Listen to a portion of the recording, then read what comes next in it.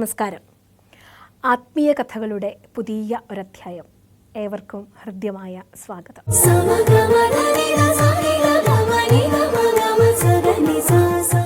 ഛാന്തോഗ്യോപനിഷത്തിൽ ഒരു പ്രസിദ്ധമായ കഥയുണ്ട്.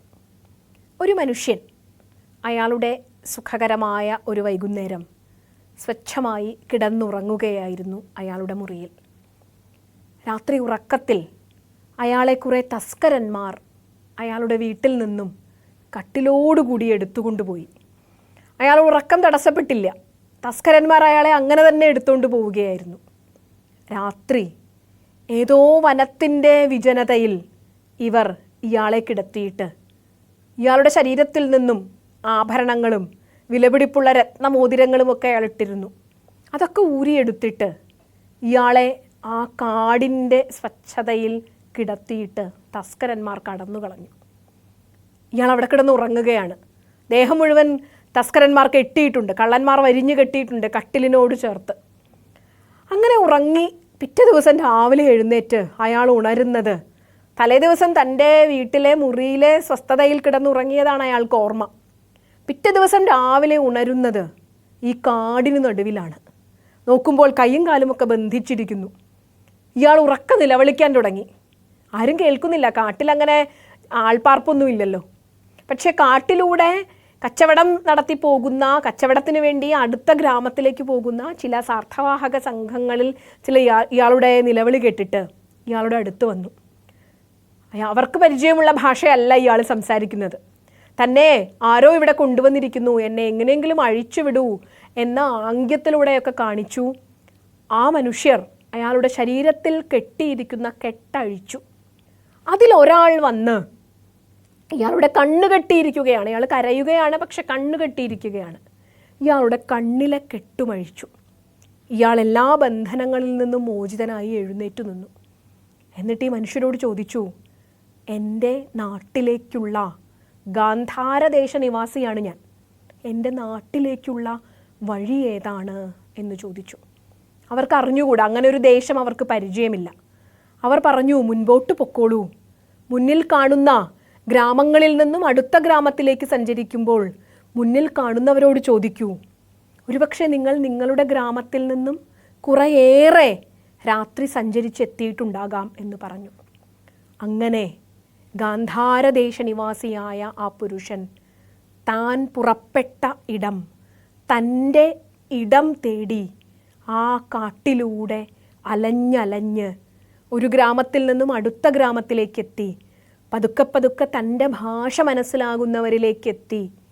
അവസാനം ഗാന്ധാരദേശം, തൻ്റെ ഇടം കണ്ടെത്തുകയാണ്. ഇത് വളരെ ദാർശനികമാനമുള്ള ഒരു കഥയാണ്.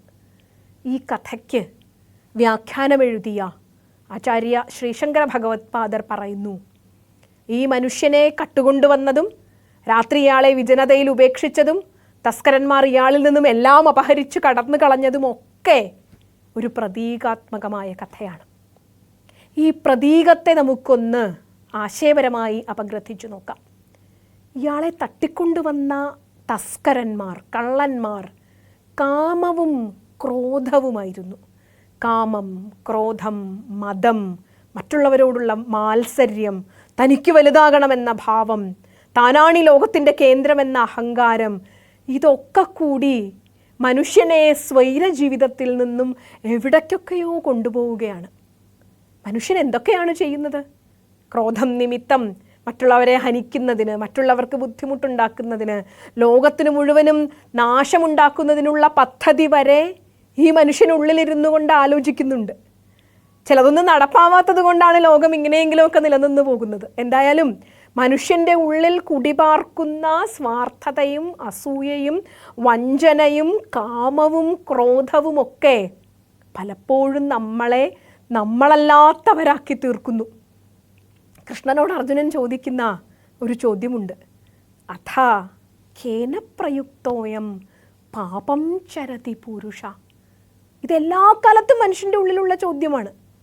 ഭഗവാനെ, ആരാൽ പ്രേരിതമായിട്ടാണ്? സത്യം ആണ് വലുതെന്ന് നമുക്കറിയാം, ധർമ്മമാണ് വലുതെന്ന് നമുക്കറിയാം, നീതി അനുസരിച്ച് ജീവിക്കണമെന്ന് നമുക്കറിയാം. പക്ഷെ ആരാൽ പ്രേരിതമായിട്ടാണ് കൃഷ്ണ ഞങ്ങൾ പാപം ചെയ്തു പോകുന്നത്? എങ്ങനെ? ബലാദിവ നിയോജിത, ആരോ വലിച്ചു പറിച്ചു കൊണ്ടുപോകുന്നത് പോലെ ഞങ്ങൾ പാപകർമ്മങ്ങൾക്ക് എന്തിൻ്റെ പ്രേരണ മൂലമാണ് കൃഷ്ണ നിയോഗിതരാകുന്നത്? കൃഷ്ണൻ പറയുന്ന ഒരു ഉത്തരമുണ്ട്, ധീരമായ ഉത്തരം. അത് മനുഷ്യൻ്റെ മനസ്സിൻ്റെ സൂക്ഷ്മതലങ്ങളെ വരെ പോലും സ്പർശിക്കുന്ന ഉത്തരമാണ്. ഇതിനപ്പുറം മനുഷ്യനെ മനഃശാസ്ത്രപരമായി അപഗ്രഥിച്ചിട്ടുള്ള ഒരു ഉത്തരം നമുക്ക് കിട്ടാനില്ല. അത്ര ശാസ്ത്രീയമായിരുന്നു, യുക്തിഭദ്രമായിരുന്നു കൃഷ്ണൻ്റെ ഉത്തരം. ആരാൽ പ്രേരിതമായിട്ടാണ് ഞാൻ പാപം ചെയ്യുന്നത്?